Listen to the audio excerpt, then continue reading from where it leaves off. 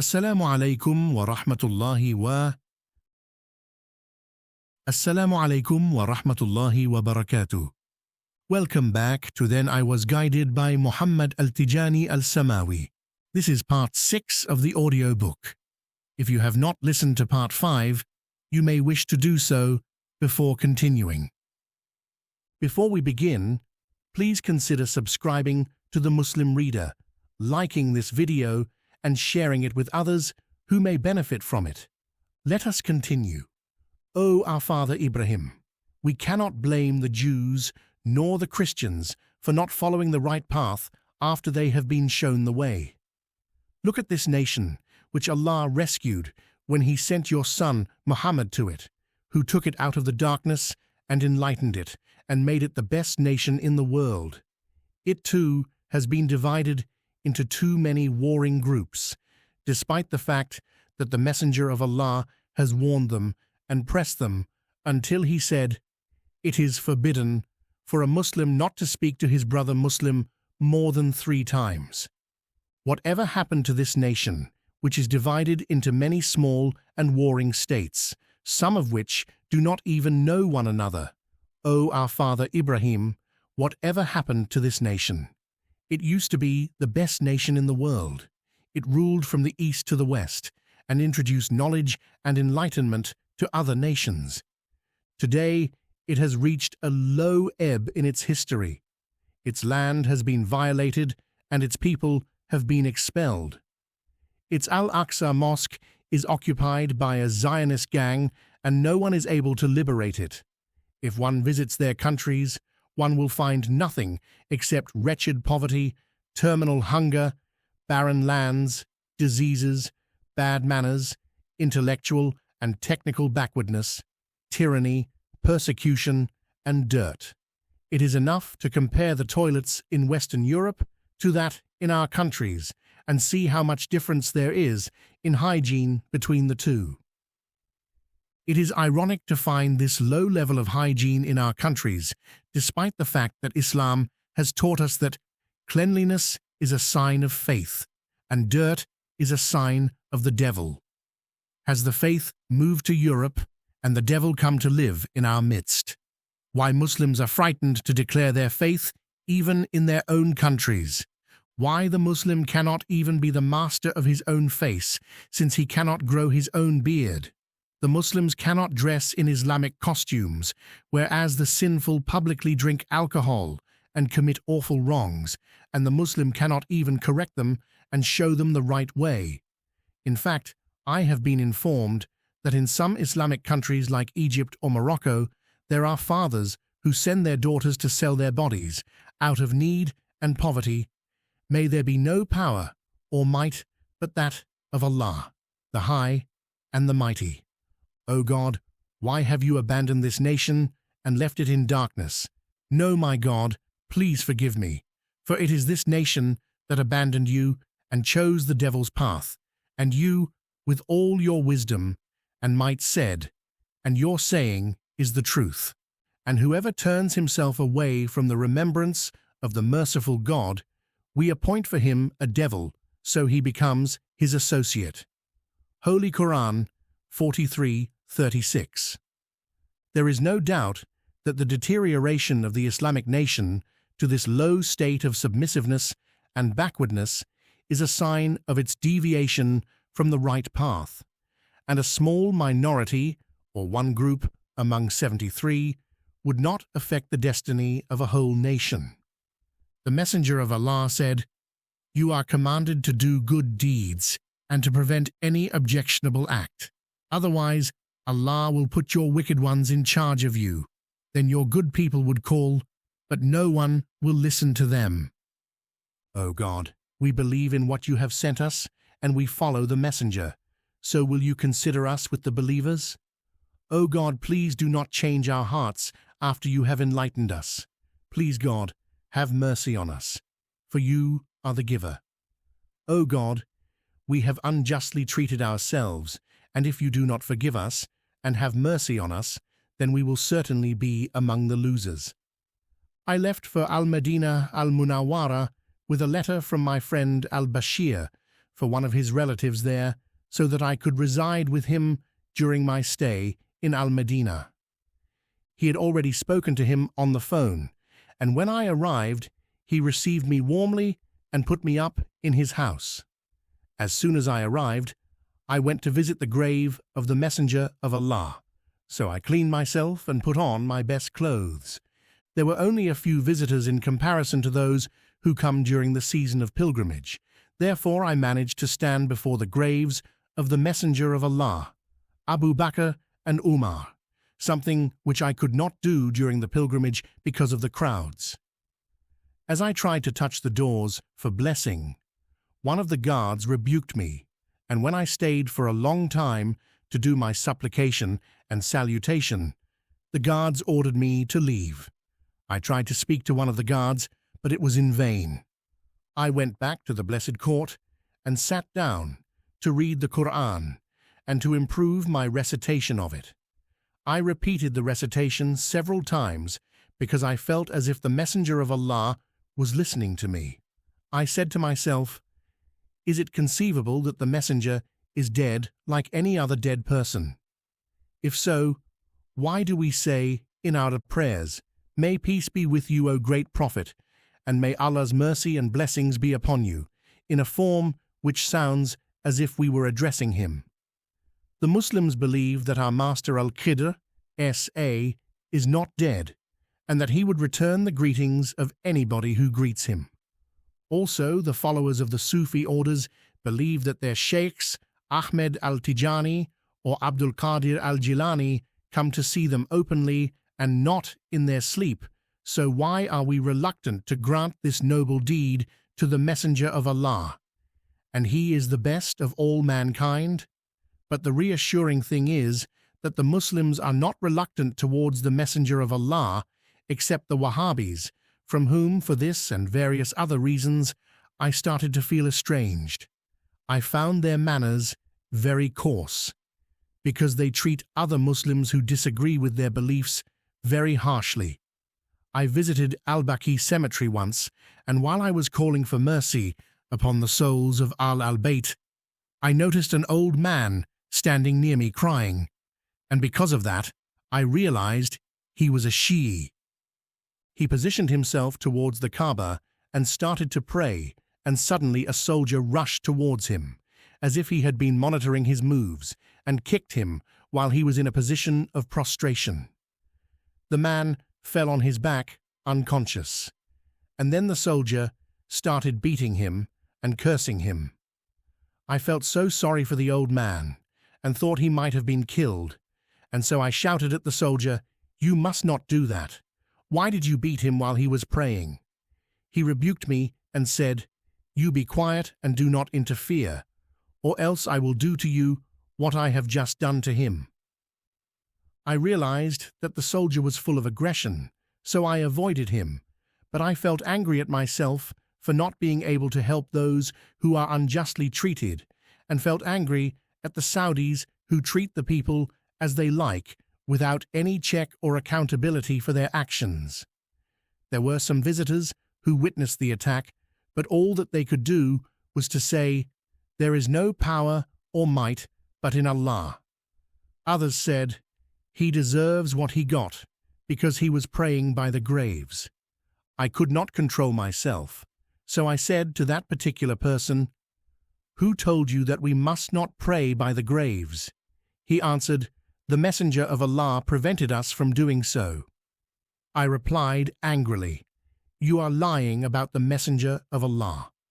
I became aware of the dangerous situation and feared that some of the visitors might call the soldier to attack me, so I said gently, "If the Messenger of Allah prevented us from praying by the graves, why should millions of pilgrims and visitors disobey him and commit a sin by praying by the graves of the Prophet, Abu Bakr and Umar, in the holy mosque of the Prophet, and in many other mosques around the Islamic world? Even if praying by the graves is a sin, should it be prevented with such harshness, or should we prevent it by gentle action? Allow me to tell you the story of the man who urinated in the mosque of the Messenger of Allah and in his presence, and some of his companions drew their swords to kill him. But he stopped them and said, "Let him go, and do not harm him, and pour some water on the place where he urinated. We are sent to make things easy and not difficult. We are sent to spread the good words and not to make people keep away from us." The companions obeyed his orders, and the messenger of Allah asked that man to come and sit next to him and spoke to him nicely. He explained to him that the place was the house of Allah and should not be dirtied, and the man seemed to have understood the point, for he later was seen in the mosque wearing his best and cleanest clothes. Allah the Great was right when he said to his messenger, "If you had been rough and hard-hearted with them, they would certainly have dispersed from around you." Holy Quran 3:159. Some of the visitors were moved when they heard the story, and one of them took me aside and asked me, "Where do you come from?" I said, "From Tunisia." He then greeted me and said, "O brother, by Allah, take care of yourself, and do not say such things here at all, and this is my advice to you, for the sake of Allah." I became so angry and bitter about those who claim that they are the guardians of Al-Haramain and treat the guests of the merciful with such harshness, so that no one is allowed to voice an opinion or to believe in a belief that does not suit their way of thinking, or indeed to recite a saying of the Prophet that does not coincide with their own recitation of the sayings. I went back to the house of my new friend, whose name I did not then know, and he brought me some supper and sat in front of me and asked me where I had been. I told him my story from the beginning to the end and said, "My brother, I have started to be dissatisfied with the Wahhabis and have begun to lean towards the Shia." Suddenly, the expression on his face changed, and he said to me, "I warn you not to say anything like that again." Then he left me without even finishing his supper, although I waited for him until I went to sleep. I woke up next morning with the call for prayers from the mosque of the Prophet and found the food was untouched, which meant that my host had never come back. I became suspicious and feared that the man might have been a member of the Secret Service, so I left the house quickly and went to the Prophet's mosque, praying and worshipping. After the afternoon prayers, I noticed a speaker giving a lesson to some worshippers, so I went towards him and later learnt from one of the listeners that he was the Qadi, magistrate of Al-Madinah. I listened to him as he was explaining some Quranic verses, and after he had finished his lesson and was about to leave, I stopped him and asked him, "Please, sir, could you give me some indications as regard the interpretation of the following Quranic verse? And Allah only desires to keep away the uncleanness from you, O people of the house, and to purify you a thorough purifying." Holy Quran 33:33. I asked, "Who is being referred to as al-Bayt in this Quranic verse?" He answered me immediately, "The wives of the Prophet," and the verse started by mentioning them. "O wives of the Prophet, you are not like any other women if you fear God." Holy Quran 33:32. I said to him, "The Shia ulama say that it is Ali, Fatima, Al-Hassan, and Al-Hussein, but of course I disagree with them, because the beginning of the verse states, 'O wives of the Prophet,' but they answered me as follows, that if the verse meant them, that is the wives of the Prophet, then the grammatical form would have been feminine throughout. But the highest says, 'You are not like any other women if you fear God. Be not soft in your speech. Speak. Stay in your houses. Do not display your finery. Keep up your prayers. Give the alms. Obey Allah and His Messenger.' All the above verbs are in the feminine form. And then, in the section of the verse which refers to al-Bayt, the form changes, so he says, 'to keep away the uncleanness and to purify you,' in the masculine grammatical form. He removed his spectacles and looked at me, then said, "Beware of these poisonous ideas. The Shias change the words of Allah in the way they like, and they have many verses about Ali and his offspring that we do not know. In fact, they have a special Quran. They call it the Quran of Fatima. I warn you not to be deceived by them." I replied, "Do not worry, sir. I am on my guard, and I know many things about them, but I just wanted to find out." He asked, "Where are you from?" I said, "From Tunisia." He asked, "What is your name?" I replied, "Al-Tijani." He laughed with arrogance and said, "Do you know who Ahmed al-Tijani was?" I answered, "He was the sheikh of a Sufi order." He said, "He was an agent of the French colonial authorities, and the French colonial system established itself in Algeria and Tunisia with his help. And if you visit Paris, go to the Bibliothèque Nationale and read for yourself in the French dictionary under A, and you will find France gave the Légion d'honneur to Ahmed al-Tijani, who gave them incalculable help." I was surprised at what he said, but I thanked him and bade him farewell. I stayed in Al-Medina for a whole week, and I prayed 40 prayers and visited all the holy places.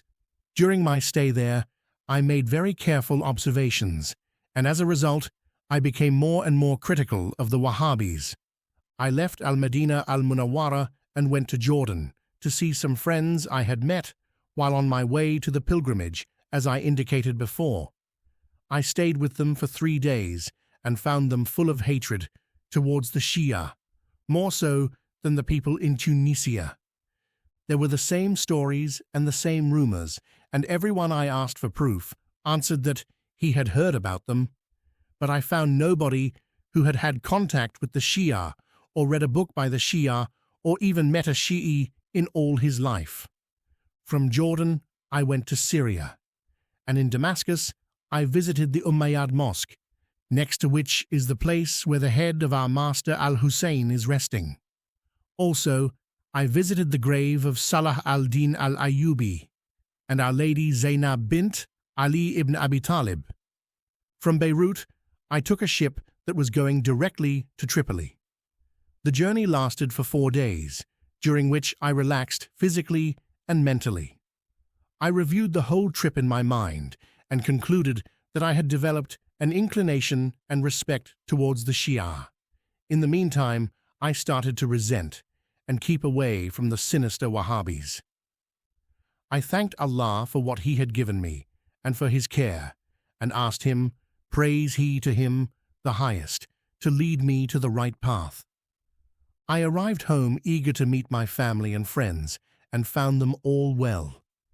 I was surprised when I entered my house and found many books had arrived home before me, but I knew where they had come from. When I opened these books, which filled the whole house, I felt grateful to those people who had not broken their promises. In fact, the books they sent me by post exceeded the number of books that had been given to me as presents there. The beginning of the research. I was very grateful for the books which I organized and kept in a special place, which called the library. I rested for a few days and received the timetable for the new academic year, and found out that I had to work for 3 consecutive days, and that for the rest of the week I was off duty.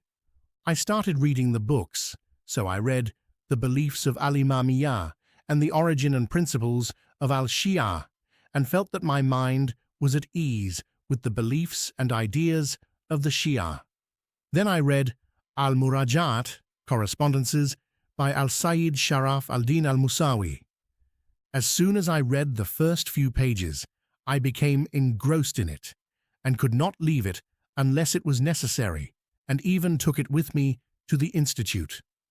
I was surprised at the straightforward clarity of the Shi'i scholar when he solved problems that appeared complicated to the Sunni scholar from Al-Azhar. I found my objective in the book because it is not like any ordinary book where the author writes whatever he likes without criticism or discussion. for al-Murajat is in the form of a dialogue between two scholars who belong to a different creed and are critical of each other's statement. Both base their analysis on the two important references for all Muslims, the Holy Quran and the right Sunnah, which is approved in Sihah al-Sittah. I found that there was something common between myself and the idea of the book, for I was an investigator searching for the truth and was willing to accept it wherever it was found. Therefore, I found this book immensely useful, and I owe it a great deal.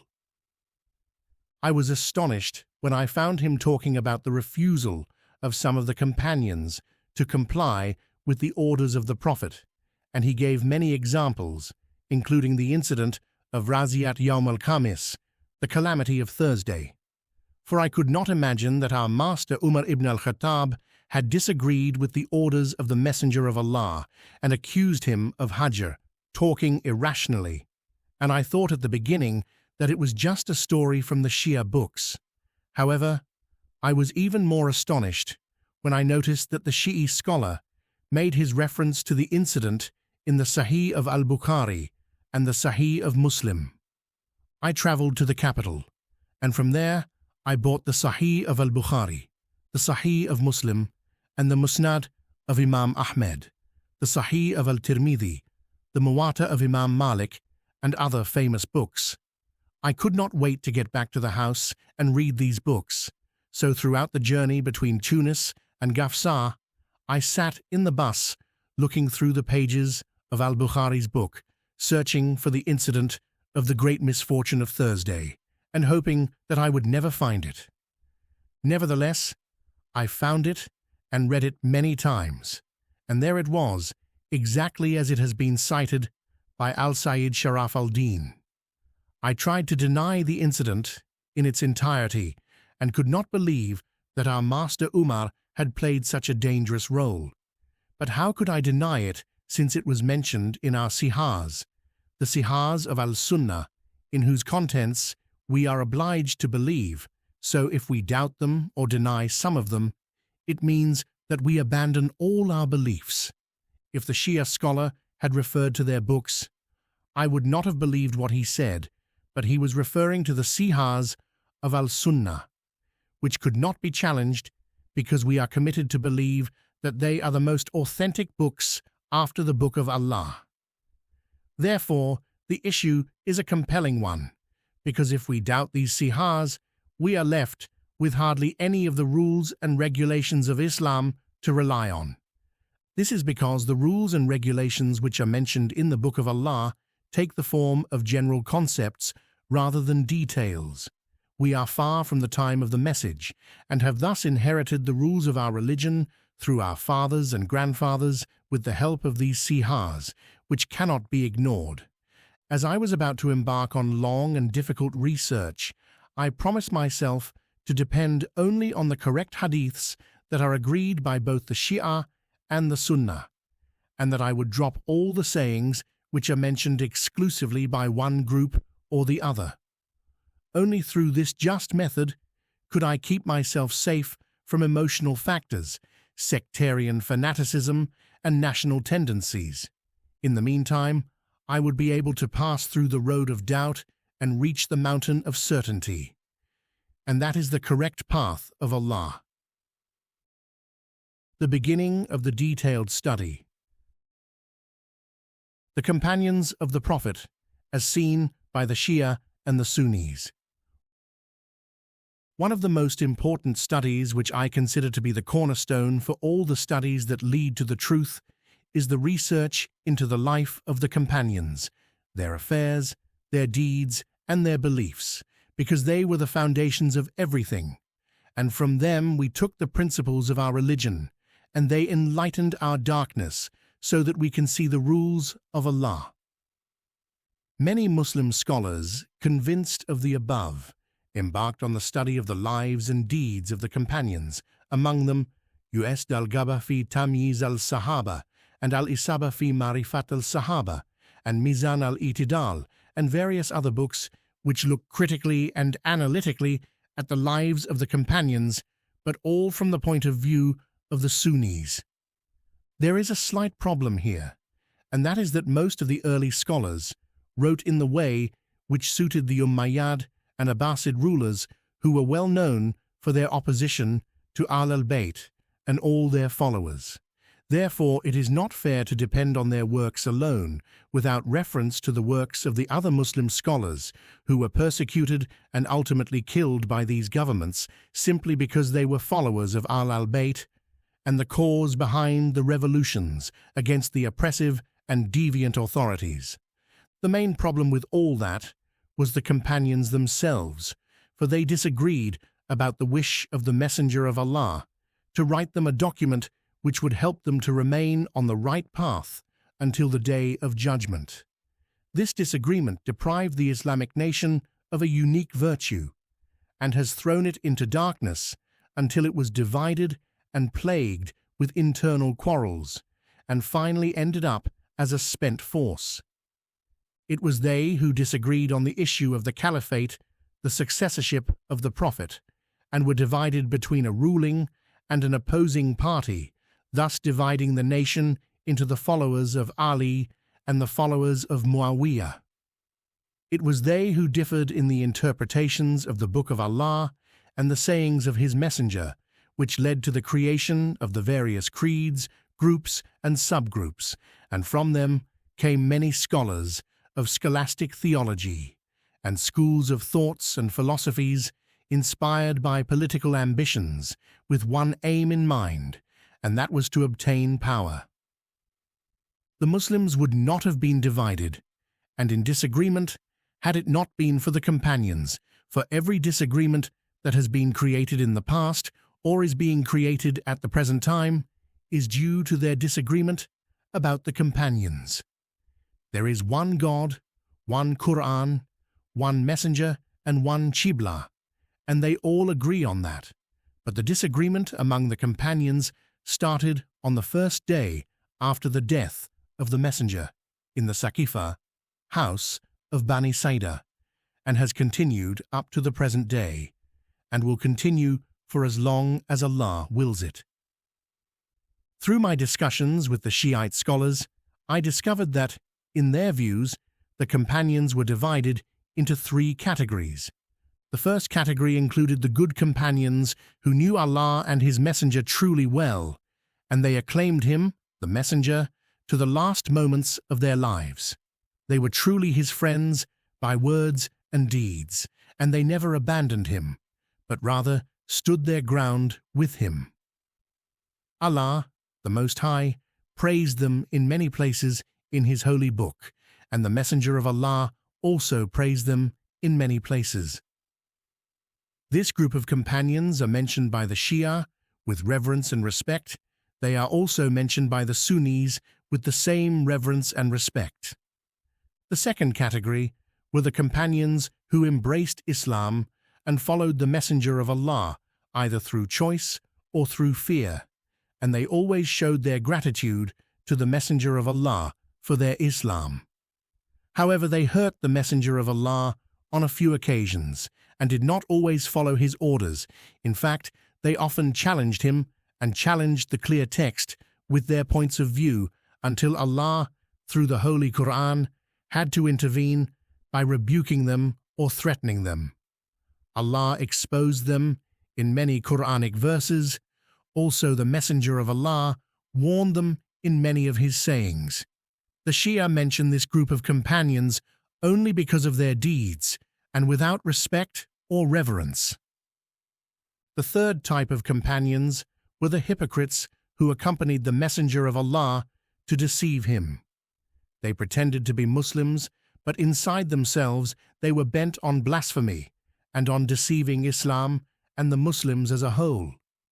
Allah has revealed a complete surah in the Quran about them, and mentioned them in many other places, and promised them the lowest level in hell.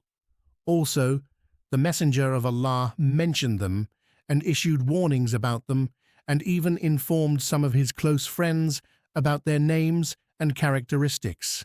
The Shia and the Sunnis agree in cursing this group of companions and have nothing to do with them. There was a special group of companions who distinguished themselves from the others by being relatives of the Prophet, in addition to having possessed ethical and spiritual virtues and personal distinctions from Allah and His Messenger that no one else was honored with. These were al-Bayt, the Prophet's family, whom Allah cleansed and purified and ordered us to pray for them in the same way as He ordered us to pray for His Messenger. He made it obligatory for us to pay them 1/5 of our income, and that every Muslim must love them as a reward for the Muhammadan message. They are our leaders, and we must obey them, and they are people firmly rooted in knowledge who know the interpretation of the Holy Quran, and they know the decisive verses of it, as well as those verses which are allegorical. They are the people of al-Dhikr, whom the Messenger of Allah equated with the Holy Quran, in his saying, the two weighty things, al-Thaqalain, and ordered us to adhere to them. 1, he equated them to Noah's Ark. Whoever joined it was saved, and whoever left it drowned. 2. The companions knew the position of al-Bayt and revered them and respected them. The Shia follow them and put them above any of the companions, and to support that, they have many clear texts as proofs. The Sunnis respect and revere the companions, but do not accept the above classification, and do not believe that some of the companions were hypocrites. Rather, they see the companions as being the best people after the Messenger of Allah. If they classify the companions, then it would be according to their seniority and their merits and their services to Islam. They put the rightly guided caliphs in the first class, then the first 6 of the 10 who were promised with heaven, according to them. Therefore, when they pray for the Prophet and his household, they attach with them all the companions without exception. This is what I know from the Sunni scholars, and that is what I heard from the Shi'i scholars regarding the classification of the companions, and that is what made me start my detailed study with the issue of the companions. I promised my God, if He led me on the right path, to rid myself from emotional bias, and to be neutral and objective, and to listen to what the two sides said, then to follow what was best, basing my conclusions on 2 premises. 1. A sound and a logical premise. That is to say, that I would only depend upon what everybody is in agreement with, regarding the commentary on the Book of Allah, and the correct parts of the honorable Sunnah of the Prophet. 2. The mind. For it is the greatest gift that Allah has given to human beings, and through it He honored them and distinguished them from the rest of creation. Thus, when Allah protests about what His worshippers do, He asks them to use their minds in the best possible way, and He says, do they not understand? Do they not comprehend? Do they not see? Etc.